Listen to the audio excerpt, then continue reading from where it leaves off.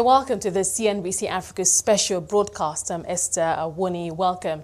We bring you discussions as part of the launch of the Recirculate project in Accra, Ghana. Now, the project seeks to use interdisciplinary co-design research to deliver innovative solutions to pressing problems with water use and safety.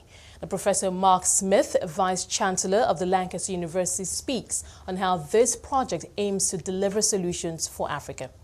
It's a genuine example of collaboration because what it's putting together is really excellent research from the UK, expertise from Lancaster University, but translating it into an African context, but doing that in partnership with both organisations but also the local communities. And that's what makes real research impact. And I think that's one of the marks of Recirculate. It wants to make a difference to real people's lives, and you can only do that by working with real people. So when you look at this, can you speak to some of the benefits you've seen from the projects you've seen so far? We hear there are going to be conversations here happening later on. I'd like you to speak just broadly around the benefits. So the broader benefits are this translation of research, really, because we know that the circular water economy is one of the things that's going to allow for African development in the next, decades. And therefore, it's really at the heart of where Africa develops. Many of the issues in Africa are around, do people have a sustainable and clean water supply? So being able to actually deal with that issue head on, I think, is one that makes a real difference. And what I've taken out of the discussion so far is that the people involved are people who can make a real difference. And I think that's what that will be the test of whether the project's successful, is does it make a difference to real people's lives? So basically, we've had 1 year of this project so far, another 3 years to go in there, and then the real work gets on. I'd like you to speak to how we can make projects like this more sustainable. Yeah. So sustainability of research is a really key issue everywhere in the world, because often government is prepared to fund the initial stages of a project, but then to translate it into a real product often takes longer than that initial funding period. And I think this project will be no different. We've heard already after 1 year that fantastic progress has been made, but the question will be, can it go for years beyond the first 4 years of funding? Now, I think by bringing partners in industry, making government in Africa see that this project can make a real difference, it will be by bringing, I don't think one funder on their own is going to fund the next stage of Recirculate. It's going to be need to bring a whole range of different stakeholders, and I think by demonstrating the real worth of the project, that's how it's going to be sustainable, because people will want to fund it. So in demonstrating this reward, how do you get all the stakeholders involved to see the vision and drive it? Yeah, so I think the overall vision, I think the one great thing about Recirculate is it has a very clear vision, the circular water economy for sustainability, and people understand that that's very important. What then needs to happen is to translate it into the context of how different parties, government, the local communities, industry, how do they see it from their perspective? And one of the really interesting questions this morning was that most organisations have an element of self-interest, and of course that's natural human behaviour. But can you translate that self-interest into something that will really make a tangible difference for that organisation and their perspective? And that's one of the key challenges for the people in Recirculate, is they need to think about how they do that for that whole different range of stakeholders. And I think they're making great progress, but that will be the test of whether they can sustain it into the next phase of funding. Going forward, what are your expectations? My expectations are that people from around the world will look at the Recirculate project and they'll say, A, it was really successful, but they'll also say, yeah, this is a way that different parties, UK universities, local research organisations, local governments, national governments, can work together, and it should be seen as a real example of partnership, and people want to copy it. Now, the Recirculate project will explore the different ways in which water sustains communities, from sewage disposal to energy generation and water used in food production. On this special panel, we'll discuss ways to drive eco-innovation in Africa and capacity building for a safe, circular water economy. Now, today my panelists are going to give us a deep insight into what Recirculate is all about, and of course, like Nigel mentioned earlier, going into the specifics. So that's what we're going to do today. So Without further ado, allow me to call on my esteemed panelists. Please welcome on stage Dr. Cynthia Forson, Deputy Provost at the Lancaster University, Ghana, Dr. Manoj Roy, Lancaster University, UK, and Professor Lawrence Ezemoye from the University of Benin in Nigeria, Dr. Francis Boateng Agyenim, Director, Institute for Industrial Research, that's the CSIR here in Ghana, and of course also Professor Roger Pickup from the Lancaster University, UK, and of course Professor Nigel Lockett too from the Lancaster University, UK, and last but not the least, Dr. Ruth Alcock, also from the Lancaster University, UK. Thank you all so much for being here today. We're going to go into specifics of the Recirculate project, what it's about, and why the partnerships, collaboration are all very important, and how all the key elements of the project all come together to help us address some of the problems that are at the heart of what Recirculate is seeking to address. Cynthia, I think I'd like to start with you. Yep. Dr. Cynthia, I beg your pardon. Let's talk us through what is Recirculate. Okay. All right. So thank you, Esther. Recirculate is a £6.8 million project funded by the Global Challenges Research Fund, as Nigel has already said. And the GCRF itself is a 5-year, £1.5 billion fund, and a key aspect of the UK's aid strategy in terms of tackling global challenges in the national interest. Essentially, what Recirculate does, it's an international collaboration between partners in the UK, Ghana, Nigeria, Botswana, Malawi, Zambia, and Kenya, working to co-design research to deliver solutions for the challenges around safe and sustainable water use. So essentially a safe and sustainable water economy. So Recirculate joins up different ways in which water is used in communities, looking at sewage disposal to energy generation, water use in food production, etc. And these form the basis of the work packages that the other speakers will be talking about in a few minutes. The project started out of several years of collaboration between LU in the UK, Lancaster University, Lancaster University Ghana, CSIR in Ghana, and University of Benin. But obviously, the project has now expanded to a Pan-African network of the universities that Nigel referred to. At the heart of the project are 3 elements: eco-innovation, collaboration, and capacity building. Eco-innovation essentially is about the development of products and processes that contribute to sustainable development. So essentially, the commercial application of knowledge to generate ecological improvements. Now, Lancaster University has developed a particular form of eco-innovation that brings together researchers, research students, and the community together to co-design and co-develop sustainable solutions across different issues. It is the effectiveness of this model that is at the center of the second element of the research project, which is collaboration. So apart from the collaboration between the partners that we've indicated earlier, Recirculate brings together researchers, the community, including industry, to work together and exchange knowledge on how to develop sustainable solutions in relation to the African water problem.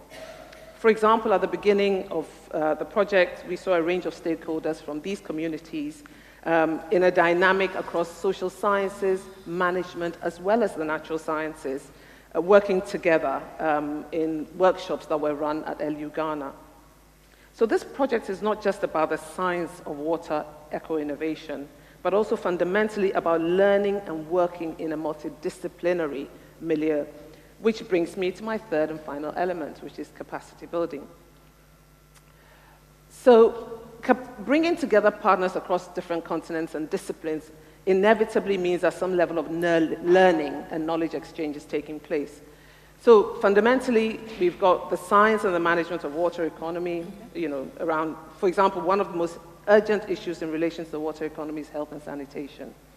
So that learning is taking place across the science of it, but also capacity building in terms of entrepreneurial capacity building, looking at ways in which people can become entrepreneurial about developing solutions to the water problem in Africa.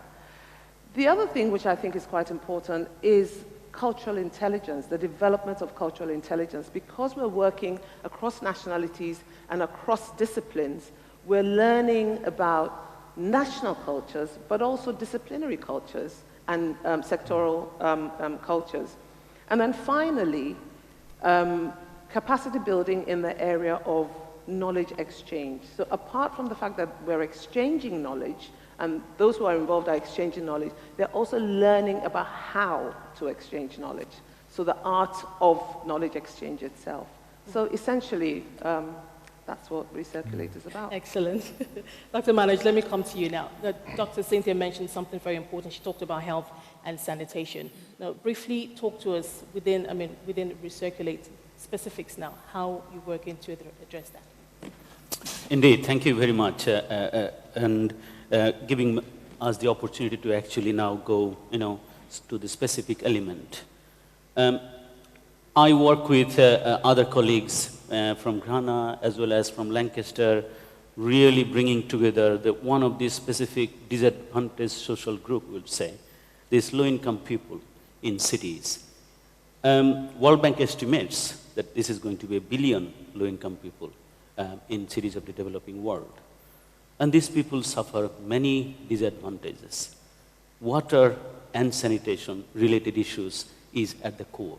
This actually drives many disadvantages they actually face in their whole life. But at the same time, we should really start appreciating some of the good works that have already been done. There has been lots of work being done and ongoing to improve access to clean water to low-income settlements. This water usually comes in the form of, say, standpipes or a community water taps, placed densely populated low-income settlements, but not to individual homes. So people actually from the surrounding areas come and fetch that water and take home to consume. So we would think that things are improving. But why then we are facing the situation that low-income people continue to suffer from health diseases, from health burden? We must ask, why is this? Our continued work in different parts of the world has helped us to frame what we are calling in Recirculate as well, the last 100-meter phenomena. Let us discuss what is this last 100-meter phenomena, and then probably that will drive us to some of the core elements that we need to address. If we reflect what happens or what are the good works that have been done, we can reflect on by appreciating the water is coming, but then criticizing that water comes only water. It does not associate with wastewater. It does not involve a concerted effort to actually collect, contain, and safely remove human waste. So one could easily feel what happens if the human waste in this densely populated area is not contained, is not collected, is not safely disposed. There are lots of opportunities that actually allow this human waste in this localized environmental to release. And then it can easily go into the water system that actually comes to these settlements relatively safe. So you can prove by testing the water quality at the point where people actually go and collect the water, that is relatively safe. But we can also prove by testing the same water in the people's home, in their glasses, that has fecal coliform. That is the ingredient that causes disease, such as diarrhea in under 5-year-old kids and so on. So it is a good work unfinished. And this unfinished business happens right around where people live, where we're supposed to deliver the good water and supposed to deliver benefits of that good water provision to low-income people. But we are actually failing at the finish line. That is a significant problem. This is what we are actually turning or even framing as the last 100 meter, as if we're actually talking about in the business language of last mile in the supply chain. In our system, we're actually failing in the last 100 meters area. That needs to be concentrated in our study. We are actually not talking about really high-tech technology. We're actually talking about influencing those who live in these settlements as well as those who make decisions for them. That they change their perception. That they acknowledge that by delivering good water to people's doorstep is not the finish line. It should be people inside body that actually nourish that people. Now, this cannot be only water.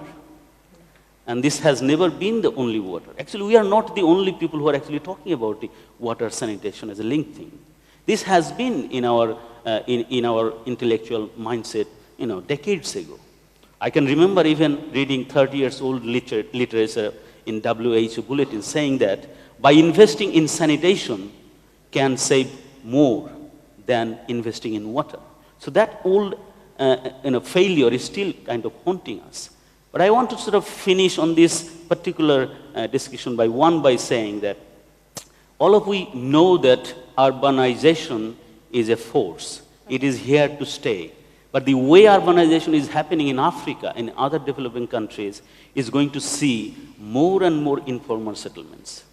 And if we actually see that we're not serving the current generation of low-income settlement, what happens to the generation that is coming?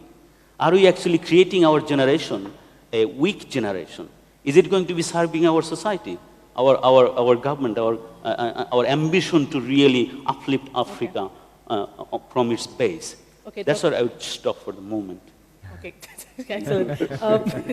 Professor Lawrence, I'm going to need you to weigh in on this. We know that societal and behavioral changes need to be complemented by technological advances. Speak to us how this comes in and fits into the whole equation.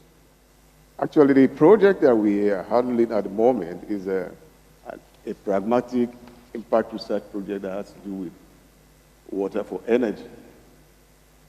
Sustainable management of water for various uses is a key in safe circular water economy, which is the crux of recirculate. A classical example is a situation where we use human, animal, agricultural, and plant waste to generate energy for use, for cooking, for heating, for electricity. And this is done by a simple biological process that degrades the waste, which ordinarily would have been a nuisance, but converts it into biogas that can be used, particularly in the rural areas. And it's very clear that energy still remains the driving force for development of any nation. And it's also clear that no nation can get out of the woods without improving the energy supply. So this project itself, this particular aspect of the project, is the flagship of Recirculate. The byproduct, ordinarily, the byproduct, which is the digestate, can also be used as fertilizers, can be used as bedding for animal husbandry, can be used as water. At the end of the process, a zero waste situation is achieved, and that's Recirculate. The question is, are these digestates currently being used? They are not currently being used because some of these waste that we degrade are associated with pathogens, human pathogens and animal pathogens. You have the viruses like this. You have the bacteria that is like Salmonella group. You have the yeast. You have the fungi, the Aspergillus. You have even the protozoans, Etamoeba histolytica, Giardia lamblia. You also have the helminths we are all familiar with, the tapeworms, Tinea solium, Tinea saginata, Echinococcus glomerulosus. All these are part of the problems that are associated with the reuse of these digestives. But Recirculate in this one package of water to energy is now going to address this challenge, how to reduce these pathogens to a bearable minimum, an acceptable minimum for the society to eventually use them, and also avoiding any necessary health risk. Okay, so Dr. Francis, let's take that up with you. Transforming waste for use in agriculture. Talk to us about that and the impact it's having. All right. We have two situations at hand. The first situation is the population of Africa has been increasing. There is a growing demand for food, which is unmet. On the other hand, we are generating so much waste, and the waste contain some aspects or some nutrients which are beneficial for plants. So, The work package 3 that CSIR is involved in is looking at how can we take advantage of the unwanted nutrient carried, or the wanted nutrient carried in the unwanted waste, and make good use of it to produce food that can actually feed the continent. So the work package 3 is all about sanitation, taking advantage of the menace of sanitation to increase agricultural yields to help feed not only Ghana, but also Africa. So, for years, CSIR has been releasing various crops. The crops need two things to improve the food production. One, the nutrients I've just mentioned, especially nitrogen and phosphate. And two, irrigation, water. By the way, let me digress a bit and look at the fact that these are also the national priorities in Ghana. And this extends only to not communities in Africa, in Ghana, but I believe it is the same everywhere in Africa. And that has to do with the current government of Ghana talking about planting for food and jobs. Sorry, planting for food and jobs. The current government also has another policy of one village, one dam, which is linked to irrigation. So the essence of Recirculate creates a very unique opportunity to tap into the policy that is being favorable in the country, and I believe it is so in most African countries, to take advantage of this and use technology to extract the ingredients in waste, bring it to be applied in the farmland, and then improve agricultural yield for the consumption and to feed the African society. Thank you. Professor Roger, if I can bring you in here, talk to us about the challenge of pathogen reduction, cutting across the previous three topics. Yeah, it's great. Everybody set the scene quite nicely for what I'm going to talk about. But I think worldwide, if you take the really big picture, countries who don't have a handle on sanitation have a very high under 5 mortality. And those countries which are controlling, and which are probably richer countries, have a very low under 5 mortality. So that is an overriding driver within what we do. I've got 2 roles in this project. One with Manoj in the communities, trying to reduce that contamination from breakdown of the sanitation. But I also have a role across all the work packages to look at how we measure the pathogens. So it's great when we can intervene, we can do something, but we've got to have a measure of what's happening in there. So we need methods to go in there and look at the water quality, the environmental quality, which will be microbial and chemical as well. Chemistry tells you a lot about this. So with CSIR, with the water division, we're a whole team who are ready to go out and sample in these environments to get the baseline.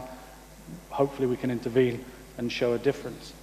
I think one of the problems is that ultimately health is the big winner in this, but there'll be a big lag between when we intervene and when you actually see a health effect. But hopefully what we've found, certainly with the contained water in some of the villages, in some of the houses, if we can reduce the contamination at that point, then we're starting to have an effect. The difficulty is actually detection of the pathogens. So within the work package 5, we'll be looking at all the methods that are used, whether the standards are right, whether they're telling you that the water is safe, and safety is the main thing in this. If we can get a safe environment, then we'll increase health. So some of the pathogens are actually really quite clever. So just because you can't detect them doesn't mean they're not there. It doesn't mean they're not active, and cholera is a classic example. So we have to have a whole suite of detection methods which tell us things are safe.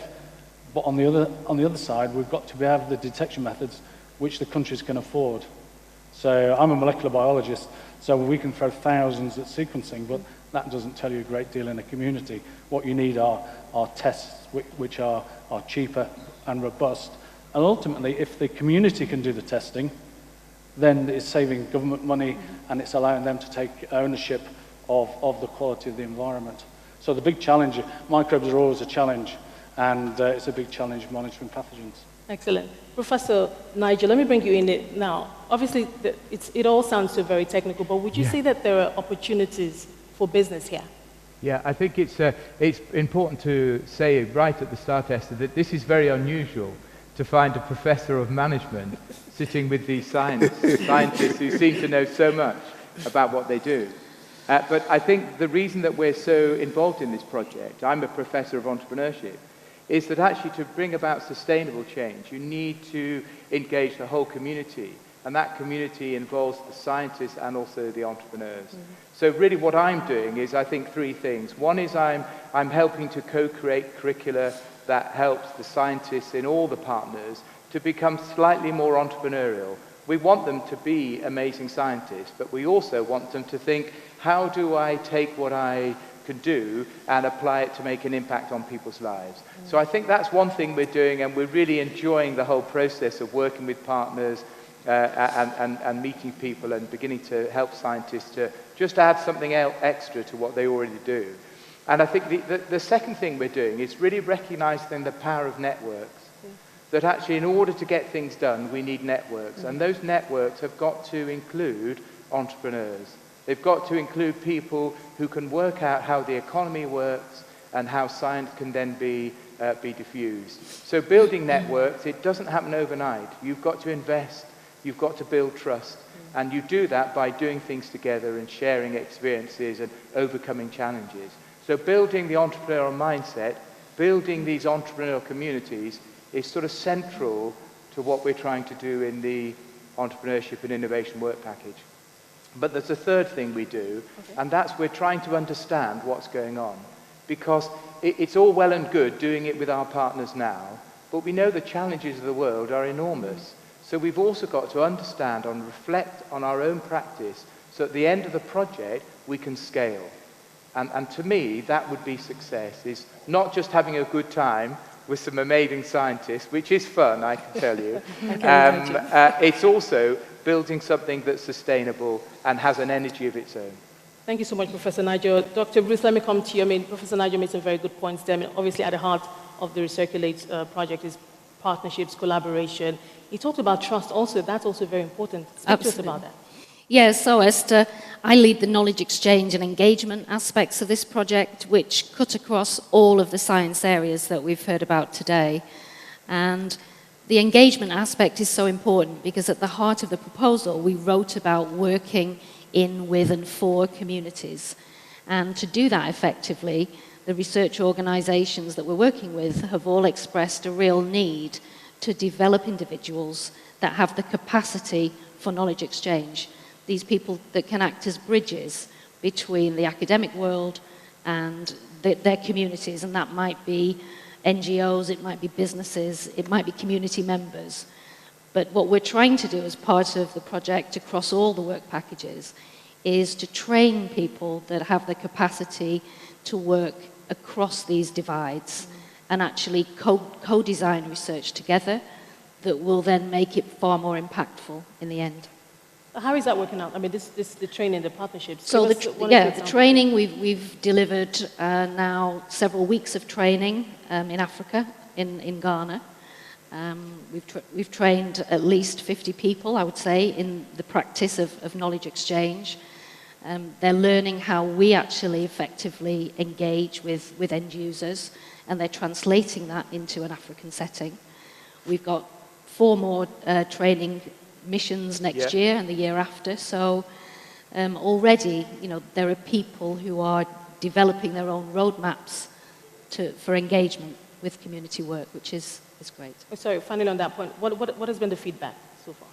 Oh, very good. I mean, we know now that the people that we've trained are ready to train others. Okay. And that really is a very positive capacity building benefit. Okay. Dr. Cynthia, let me come back to you now. Talk to us about ways, how we can support new ways of working together and going forward, just basically building new models of engagement that can be scaled across the continent? Okay, so really the next steps, as they say in Ghana and probably in Africa, the networks are everything. And that in Ghana, you can't even get a plate of jollof at a wedding unless you have connections. So in Africa, connections are important. So the next phase really is about embedding these collaborations and making sure that they're sustainable and supporting new ways of working together. And part of it actually is also ensuring that the ways in which we work together are aligned to the culture of the African community and making sure that these are embedded, they're sustainable, and they don't end with the project. Professor, Dr. Manoj, would you like to add to that? I mean, you made a very good point talking about water and sanitation, but then going forward, what would you like to see in terms of how this is taken forward and the kind of innovation that you think will continue to drive it? Yes, I think first thing I will acknowledge the panel, and it is very encouraging to see that if we just can contain and actually take human waste from, say, from low-income communities and deliver to the work package 3 and 4, it goes to energy production, it probably then captured in nitrogen phosphate that goes to food production. So the line or the network or the channel is there, but we have to do this job on the ground. We need to actually contain enough. Currently, it is about 4 to 5% of those human waste is collected, all either somehow being channeled to the to gutters or to the rivers. But we need to have this captured and safely transferred to this next generation of the supply chain. And I think that is the future. That future we need to be built on slowly. Build on slowly in the mean that we need not really ask for the technology that can revolutionize on the ground. That is hard to happen because sanitation itself is a public good. People do not want to pay for it. So we have to really think, how can we incentivize people, either low-cost technology or making it so easy, a part of their culture, part of their lifestyle, that they feel it is possible for them. It is no longer a burden for them. And then probably can happen. Okay, Professor Lawrence, I mean, a good point there. How do we incentivize people? What are your thoughts on that? I would like to say that I'm highly very optimistic about the project, particularly the fact that Work Package 4 has engaged 3 postdocs and other 3 research candidates, basically for optimization of the process of transferring waste to energy, which is quite important. The current ways at the moment, where the digestate or the byproduct is being sterilized, is energy intensive. And you cannot be producing energy and reverting back to the same system. It doesn't make sense. It doesn't make logical sense. So there is a need to research and provide simple techniques that require less energy but effective in sterilizing the waste, the digestate for the use as fertilizer, because it's very high in nutrient content and it's also good for agriculture. The recovered water is required to some level of sterilization, and that also is what the team will be working at, and looking at very effective, pragmatic, that is practical examples that will bring it to the common user. But at the end of the day, I must emphasize that the concept is all driving around zero waste, which is very, very, very important. And I acknowledge Recirculate for that. And by the time we get through the program and all the chains are completed, we shall be talking of safe, circular water economy through collaborative effort. Dr. Francis, would you like to answer that? I think we have about 5 minutes left, so I think we just take final thoughts at going forward. Excellent. I'm not looking for too much. I'm only looking for an opportunity to see sustainability in the project. Several such projects have been initiated. I would say that of Recirculate is a bit unique from the others. More importantly, working with communities. The scientists always think that what excites him excites everybody, which is not true. Sometimes just some small comment can derail a very good output or scientific output. So I'm looking at how we can channel the results we are getting from the communities apply them in the communities so that our people can benefit. More especially, try and create some kind of jobs at the end of this, because entrepreneurship is part of it. How the entrepreneurship can guide all of us, we the scientists, to channel what we're talking about here, because there are so many opportunities in there that can be taken care of. One of them is, how can we turn our waste in various communities and generate our own electricity, provide our own compost, so that we feed ourselves with that. And that I will link it to what I will call 100%, or you take in 100%, or for the total amount of food that we need in any community, we should try and provide and produce it within that community. Excellent. Professor Roger, final thoughts. I think that one comment I'd like to make is sitting in Lancaster writing the proposal, we have an idea of what we want to do, and then we find an area and we look at it on a map, and then we go to that area and find out how complex it is.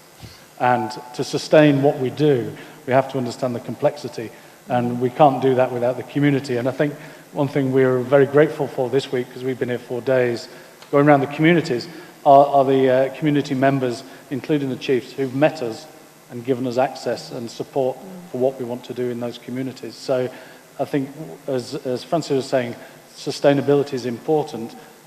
Getting the people in the communities on board is really essential. And we were really grateful to the access that we've had and how much information they gave us. Yeah. They didn't just walk around with us because they've been told to. They gave us lots of information all the way through, including what we thought was good water.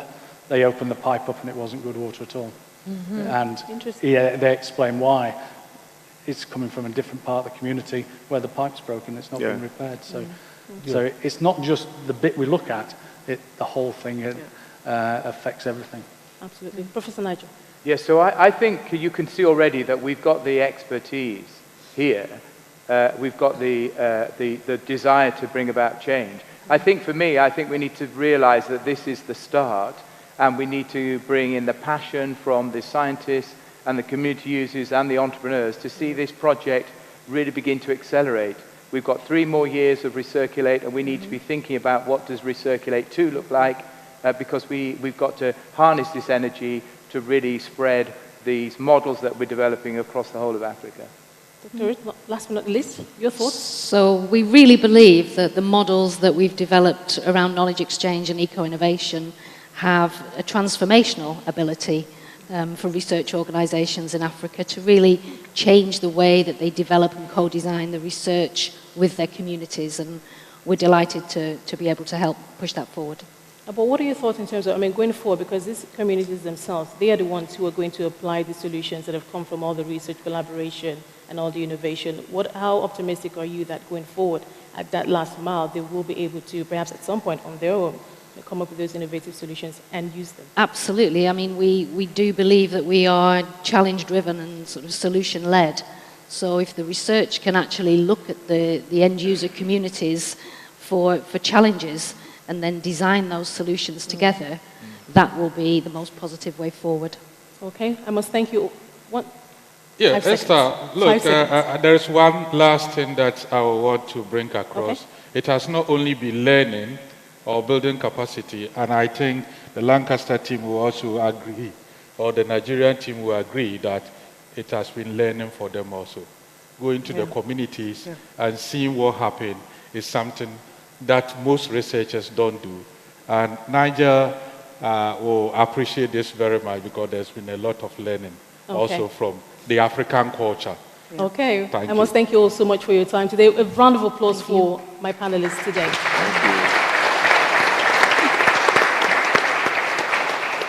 Well, that has been our panel discussion, the first panel discussion today on Recirculate. And my guests today have been Dr. Cynthia Forson, Deputy Provost at the Lancaster University, Ghana. I've also been speaking today to Dr. Manoj Roy, Lancaster University, UK. Also joining us today has been Professor Lawrence Ezemoye from the University of Benin in Nigeria.